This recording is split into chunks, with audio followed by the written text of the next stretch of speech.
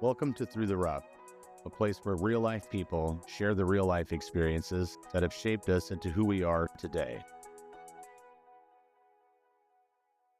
Welcome to part 4 of Tessa's story. Have you ever tried to imagine what your life will be like in 10 years from now? Have you ever given any 10 years is a thought? long time. But life happens 10 years at a time. I don't know if it does for me anymore. Yeah? For me, I feel like it happens 10 minutes at a time now Tell me about it. because it's just so fast. Like everything is so fast nowadays. It's part of why I moved back to a small town after over a decade in a big city. I grew up in a small town, and I think that going through this, it makes me appreciate the slower parts of life because I think about it like if I would have just slowed down before, would I have even been in that situation? Maybe. But I feel like before, sometimes I was on autopilot and I was just going through the motions daily and just hitting the grind. Elaborate on that. You say autopilot going through the grind versus what? Give me some details give me some insight on this. Yeah. I think a lot of people go through autopilot and they have no fucking idea what it is and they don't even realize that they're doing it. Yeah. Oh yeah, absolutely. Like when you're driving someplace and like you completely disassociate and you're like, who is driving us here? How did Yeah. we get here? I kind of look at my life before this incident like that. Like I didn't always take the time to appreciate the small things or even to just sit in a moment, to just sit with myself and my thoughts. Like I never gave myself that grace. There was always something to do. You have to check the next thing off the list. But now I'm realizing more and becoming more comfortable with the fact that like I don't need to always be crossing the next thing off the list. I can just sit and be because I fucking survived to be here. So I don't know. It's so hard to put into words really, but I appreciate the smaller things now. I thank people more. I vocalize how appreciative I am more now. I ask people to join me in the small moments now and not worry about sounding silly. Like, oh my God, let's stop it and take a look at the stars while we're driving somewhere like out in rural Nebraska. So let's park in the absolute darkness and just take 5 minutes to just look and do that. Just do it. Or if you're sitting talking to a relative and you're usually like, oh my God, they won't shut up.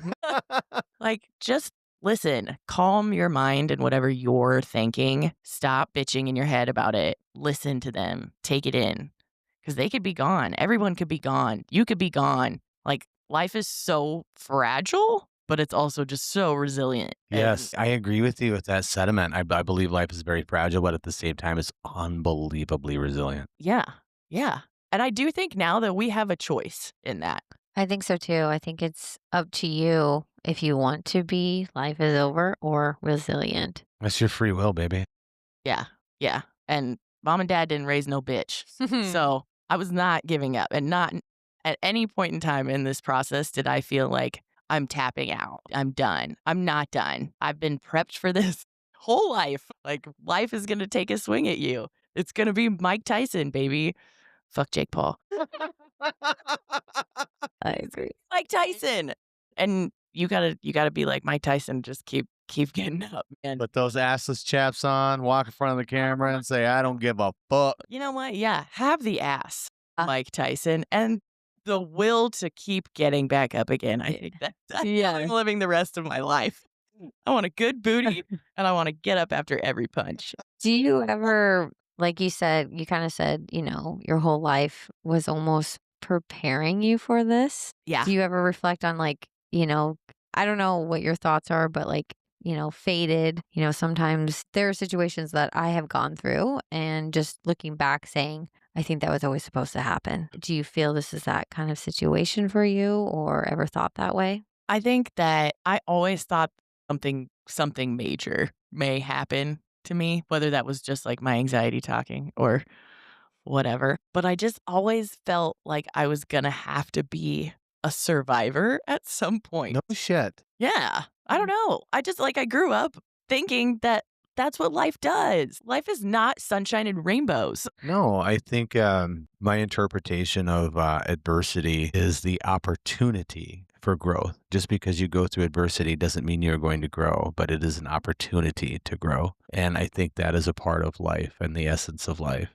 is you I have to agree. have that yin to go with your yang, that up and down, Yeah. that in and out, that left and right. Yeah, it forced me to grow and absolutely changed, I mean, how my brain works, but also like how I view myself has changed so much. And how I view what I'm capable of has totally changed. And I feel more confident in my body and my mind's ability to overcome after this. Even if it's something small. Like, man, Yeah. if something really small but shitty happens, like I can always look Like, back and be like, well, at least I could talk again. Yeah. Let's get into I- the rehabilitation aspects of this. Am I jumping too far ahead? No, I think we're right there. So, yeah, I mean, basically once I got home, and I did do a video call with my spinal surgeon. So he is technically a neurosurgeon. Prior to the stroke, you were going through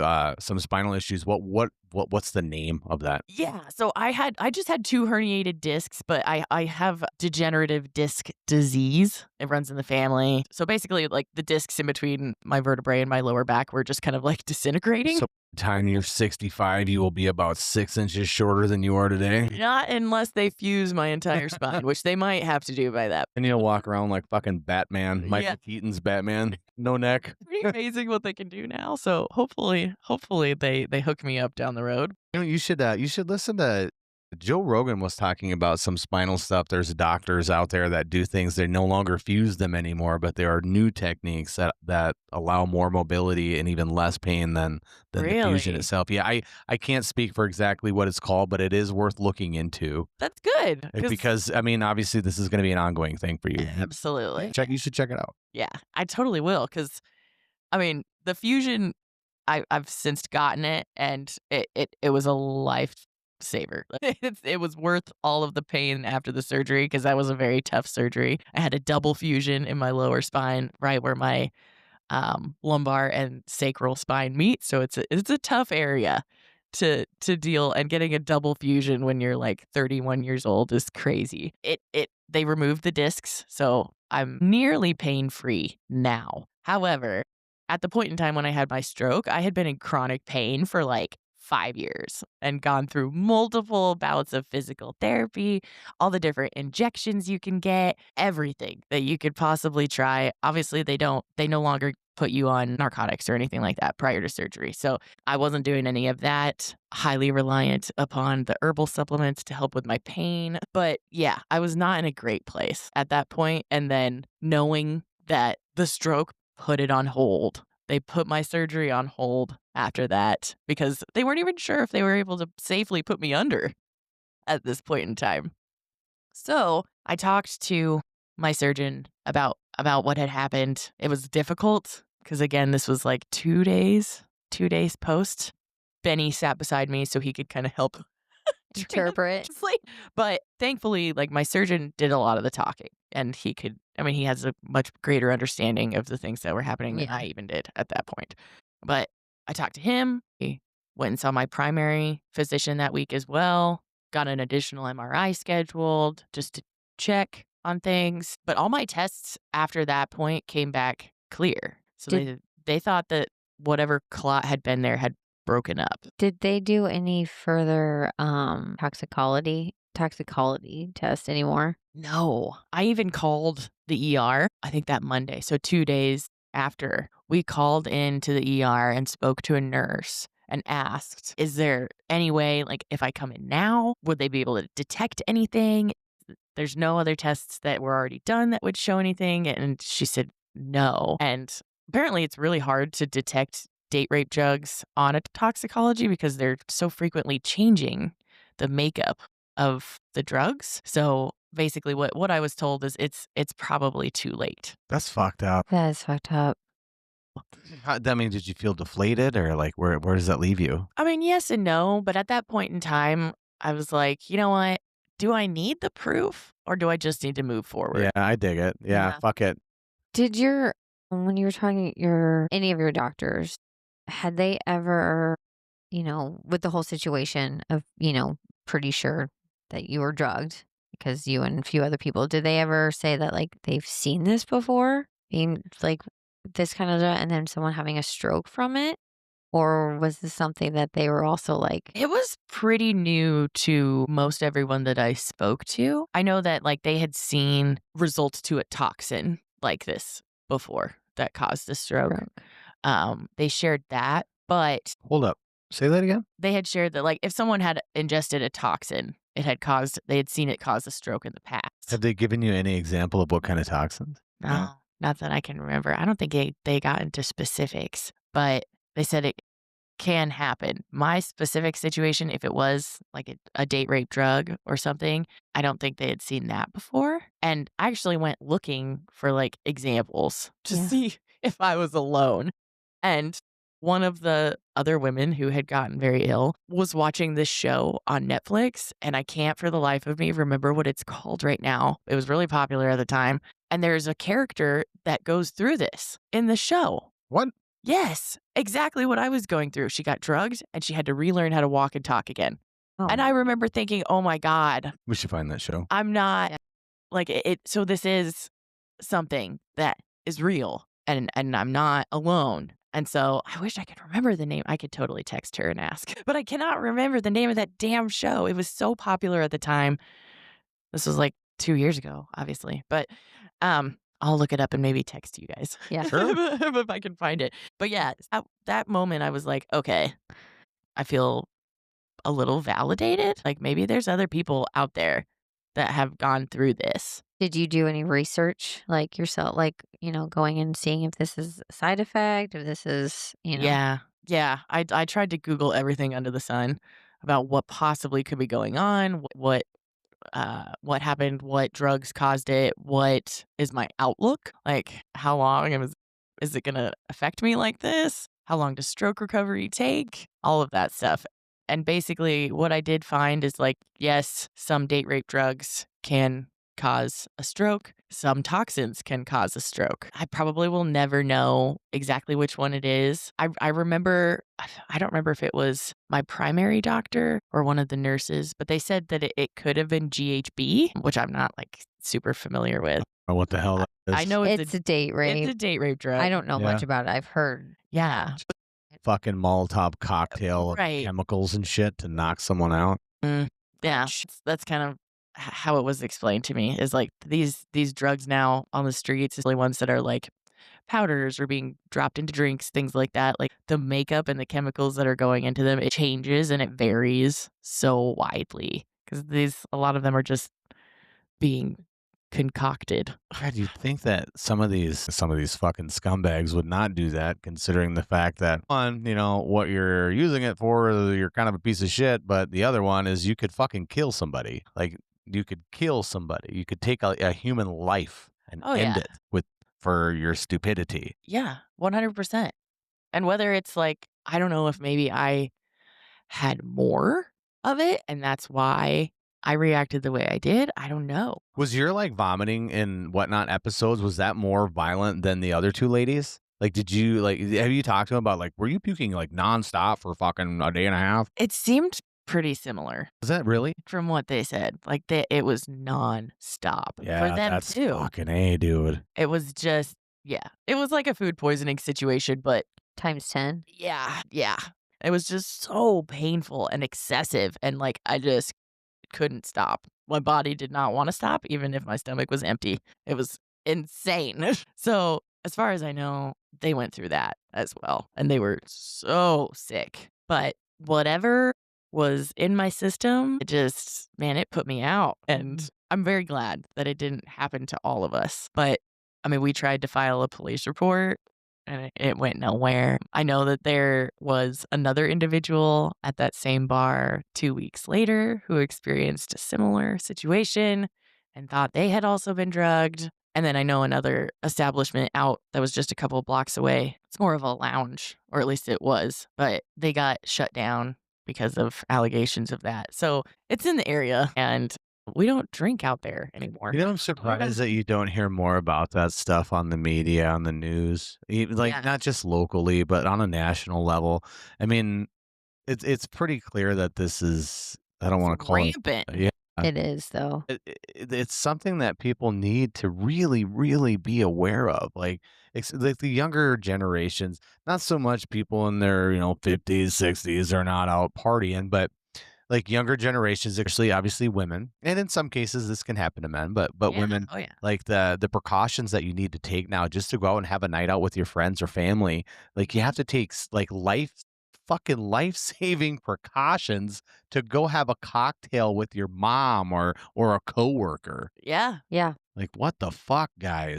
I mean, you've all probably heard like the different like nail polishes that you can buy that you can stick in your drink and they'll react. Oh yeah. Like it's Mhm. gotten to a point where we're doing There's this. straws and stuff, right? Or something like that. Wasn't there a straw that changes color? There might be. I haven't heard of that one. I've heard the nail polish. Yeah. But it's sad that we have to do these things. Right. That but we have to make a nail polish that we reacts. are.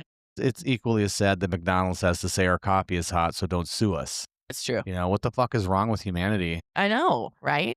Your head does not belong up your ass, it belongs on your shoulders. Yeah. And the fact that like this is something that does happen. And, like I did find the news article about the place that was shut down just Yeah. a couple blocks away. But I mean, that's taking place in a very wealthy area of town. And so I don't know, how much do you want that out in the media? Yeah. I mean, That's the problem is. Bad for business. Yep. Mhm. yeah, like I mean, But let's think about humanity first before we talk about business. That's what the agree. mindset should be. true. Yeah. Yeah. Are people going to be scared? yeah. Like, there's a lot of people who have families in that area, people who think that's the safe place to live. in And that's town. a whole fucking side topic for our local politicians and our local law enforcement. Yeah. Oh, yeah. What's more important? Your public image, your growth, or your financial growth, or the life and safety of the individuals that you serve. Yeah. And like based on the lack of information, one might assume that it's financial growth. Fuck you, it's our money. Yeah. So we're gonna keep everything hush hush, so the money keeps flowing, the businesses keep running, we keep getting our tax dollars, and if a couple of girls get raped and die over it, it's all right. Yeah. It balances out in the end. Is that? I mean, It all you- balances out. and no, I'm not saying that is the case, but man, that sure is what it looks like to a person. How it felt. Yeah. Yeah. I mean, it was like you have 3 people who called in to give you our case. And then you basically. said 2 weeks later, someone else at that same place. And then it eventually gets fucking shut down.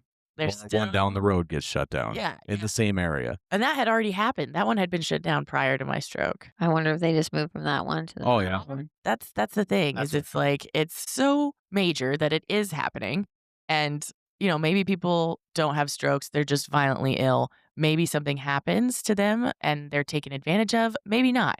Maybe they have trouble getting home. Maybe they're like, who knows what happens? But people get drugged at bars. People get drugged at bars in Nebraska.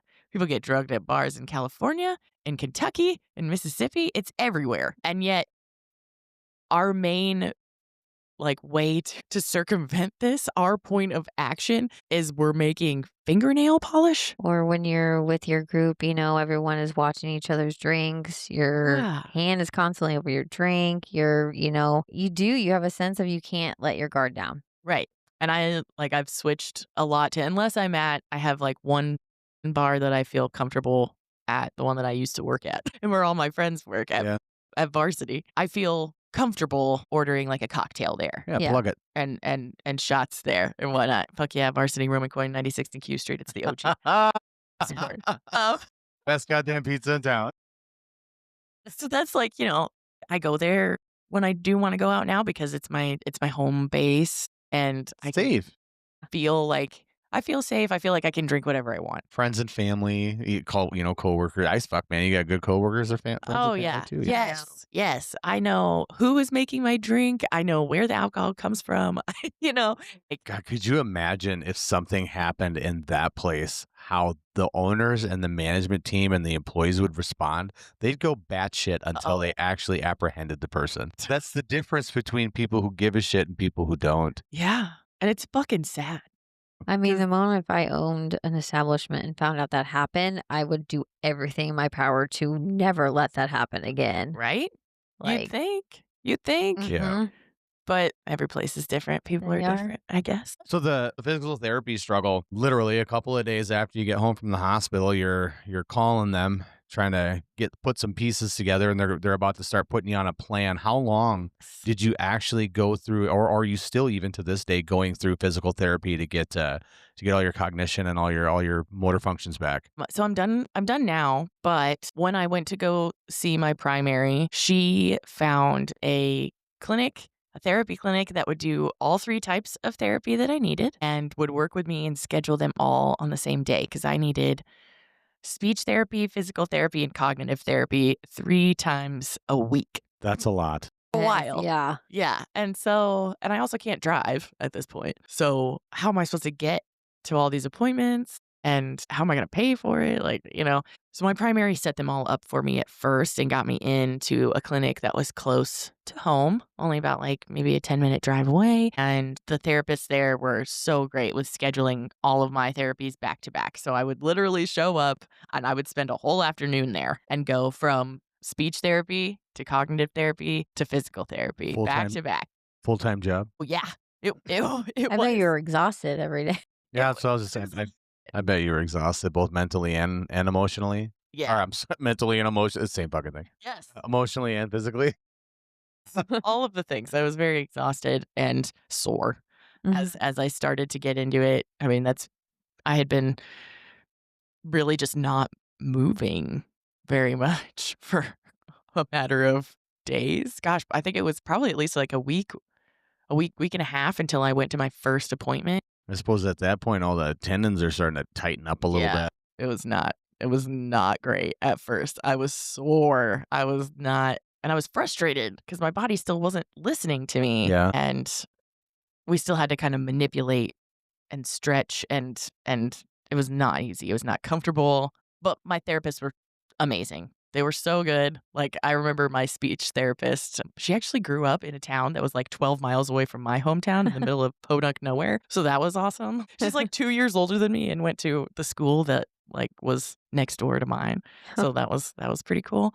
She also worked with me on my speech and encouraged me to say swear words a lot. Which ones? Bitch, fuck, piss, shit. In any kind of particular order? No, bitch was first because that involves some really tough sounds. So my TCH? B's and then the TCH. That was really difficult for a long time for me. But she said speech therapists will have you do this because those words come out easily for people. Especially if you're in an emotional state. So if I was getting frustrated, she would look at me and be like, say bitch. So she kept it lighthearted. We got a lot of laughs during my speech therapy because what else can you do? I think speech therapy is a good segue in for something else. A little trick you have. Oh, yeah. Yeah. So it was during speech therapy, actually, that I figured this out because my speech therapist was super knowledgeable. And she was like, have you tried to sing? And I looked at her. I'm like, no, I have not been sitting at my house singing while I'm going through this. I'm not in a state of sing-song right now. Sing song. This isn't sing along, right? Oh. I know. And she explained, she's like, try singing a song that you know really well. And so we played a song just on her phone and I tried singing along just as I always would. And I had no speech impediment. None. As I was singing, it sounded just like how I sang before. Show me. Well, no, I'm not. So much for living in the moment. When you were I don't have a song. yeah, you're just putting her on the spot there, Sam. When you were doing that, what were you thinking? Were you like, holy shit? Yeah, it felt so good because I was hearing myself. I'd be all Buddy the Elf in that motherfucker, and I'd sing everything. Oh, yeah. Yeah. So eventually I moved from singing to rapping to further my speech. Okay, let's hear this. Okay, hold on. I have a prof song that I did. They call me the bar breaker. You should kick me out the club. I'm a big bad wolf. I'm a Jameson thug. Right on. So I learned all of bar We're breaker. getting her latest on Spotify next week. Oh God. But yeah, it really gave me. I was uplifting because I heard myself again. Yeah. Heard me. How'd that make you feel? Hell yeah. I mean, did you tell Ben right away? Oh yeah, I showed him. Oh yeah, are you kidding? I was calling all my relatives. Mom, listen. Right on, dude. Yes. Right on. I think my mom and dad probably cried when they heard me sing and that I've figured this out and that like I had that little bit of joy come back. And it was so cool because like later on, down the road as I went through my recovery, I actually got to go out and like do karaoke at one point with my Hell yeah. friends. Yeah. I was on a cane at that point, so I worked from a walker to a cane. With a sword? No, but we did talk about that. I have a laser gun in it, nothing. No, Let's I click had on to I had to fly with it at one point, so we were like, Definitely no Probably sword, no right? sword. probably not. Liquid in there. No, but you do get to bypass the whole line. If you have a cane or a walker and you go to the airport, you get to bypass the whole line. They have a separate line for the handy capable. Right on. Perks. So, but yeah, singing became like something that I did regularly at Yeah. that point. And my speech therapist challenged me every week. And so I would come in and we'd sit in our room and I'd freaking sing or rap at her. Start singing some freaking Queen, Loaf. I don't know. He has one. I mean, yeah, he has one He's song. got a couple. Yeah. I didn't sing any Meatloaf, but you know what? Maybe I should I could eat some meatloaf right now. I'm fucking starving. love Meatloaf. Yeah, Nobody admits to liking meatloaf. They're like, I fucking love meatloaf too. Meatloaf, mashed potatoes, baby. my God, yes. And I- leftover meatloaf sandwiches the next day. No. Very much.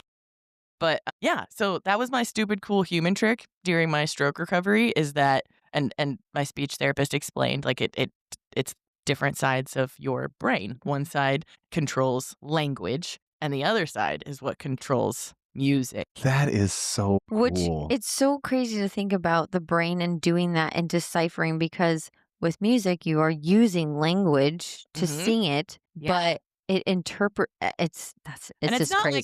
like I couldn't like pick up a new song that I didn't know and like read the lyrics and sing it. It had to be something I already knew. Yeah. So it's already So there. it's deep in the bank. It's Mhm. in there. It's in there. You just need to access. Yeah. Yes. But it turned out that I could keep adding to that bank. So I could keep adding new songs Yeah. and learning new songs and practicing them. And that kept my speech progressing. I did feel like I plateaued a couple of times with my speech and I got really frustrated. Like I got to a couple points where I'm like, I don't think I'm making any progress now. But I made sure, like the very first day that we had gotten home, I took a video of myself talking so that I could look back on it later and see, okay, no, I have made progress. Even if it's so hard for me to see on the daily because I'm living it, I can look back on that recording of myself the day after the stroke. Play that recording. Oh, yeah. Is it an iPhone? No. No, I have a Google Pixel. I know. But I mean, it's on the Facebook post. Yeah. That'll be linked, right? Right on. Yes. You Yeah. can see the first video and the video I took on my 2-year anniversary will be in that Facebook post, along with all pictures of like me going to therapy with my cute little walker that I literally got from my grandmother, along with my shower chair. Thanks, Grandma. And you could see like I took a picture of myself the first day I got to drive again by myself. I had to go through in physical therapy, like practicing switching pedals, my reaction time. We had to test all of that before I was allowed to drive. I didn't drive by myself. I didn't drive at all for probably 3 months. And it was That's not that long. Your recovery. I was must- pushed. She was determined. That's dedication. How it was that was experience the first time you drove again? Because obviously Scary. driving is a great, you've got to that to start accomplishing that, but you're also driving when you had the stroke. So that's a trauma experience Yes. alone, like, 100%. so that's kind of did you have PTSD I was coming from it? very scared. I was very scared to get behind the wheel again. Not so much that I was like, oh my God, I might stroke out again, but that I didn't feel I could rely on my body to react the way that I used to. I've been driving since I was 14. Oh, grew up in rural Nebraska. You get your learner's permit at 14. You've been driving before that, but now you're legal. So I've been driving a lot and I never felt any fear when I was driving, And now I was terrified that my body wouldn't listen and I wouldn't be able to react appropriately. Terrified as an anxiety. Yeah. I was just like, I didn't know how my body would handle those situations really, truly until I did it. Yeah. Even with all the practice, with all the little tools that they have at therapy to prepare you for driving again, I still wouldn't know until I actually did it and was like put in a situation where I had to slam on my brakes or something like that. And so I had to start in our little small town, just toodle-dooting around with Benny in the passenger seat, reminding me to not hold my breath while I was driving. How emotionally, like how mentally, not physically, but how emotionally or mentally difficult was it for you to take that step to get in there and do that on your own? It was a big one, but I was so determined. I was bound and determined to get behind a wheel and get back to my normal life and go back to work and be able to go places and do things and see people. And I remember feeling the exact same way as I did when I was, my God, I was probably like 7 or 8 years old, and I was in gymnastics, and I was doing a double bar routine, and I didn't have enough chalk on my hands, and so I leapt from one bar to the lower bar, and I swung up and fell straight down from the high bar onto my back on the mat, and it knocked the wind out of me, and I'm a little girl, and I was very scared. And my coach had me get up, catch my breath, and they made me do it again. Hell yeah. And I did it. So that's what it felt like. I was like, I have to get up and do this again. I have to face it. I'm not going to walk away and never drive again. So I just had to face my fears and just do it. That is a very good message. Just get up and do it again. Get up. It's like get back on the horse type of thing. It's like, what are you going to do? You either do or you don't. Are you going to let it conquer Yeah. you? Are you going to let it win? No.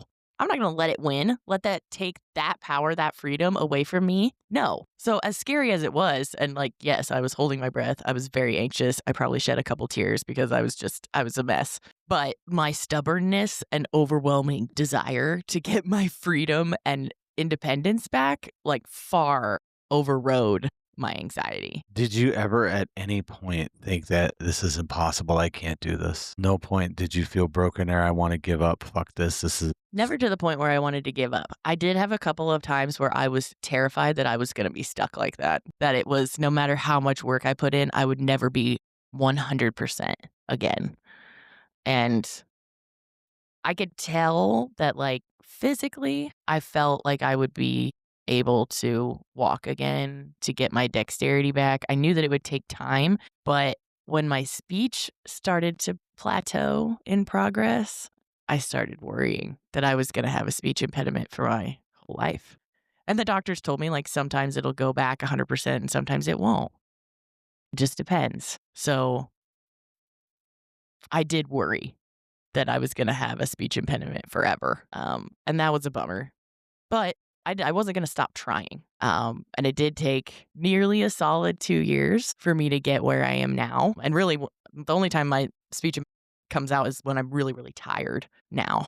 I'll occasionally like miss a sound or mess it up if I'm very, very fatigued. But I just couldn't give up. I'm not wired that way. I wasn't raised that way to give up. I've seen my parents go through hell and back and have to make them proud. They didn't raise me to give. Like I will die trying to get back to where I need to be to make this life what I want it to be. I mean, yeah, I really thought about the way I was raised and values that were instilled in me a lot going through this. And it was very humbling. It was very, very humbling because I've not been very good at asking for help in my life, just in general. It's something that's been very hard for me. And I had to realize quickly that you have got to let that go. You got to set aside your pride and you need help, girl. that literally jumped into one of my next questions here. You had mentioned that trauma bonding is real and that it's okay to ask for help. What is it like to admit that you need help? Swallow the pride and say, I need help. Thank you for listening. Don't forget to stop by throughtherough.net to check out our latest episodes, merchandise, and hit that donation tab to keep content coming. See you again next week.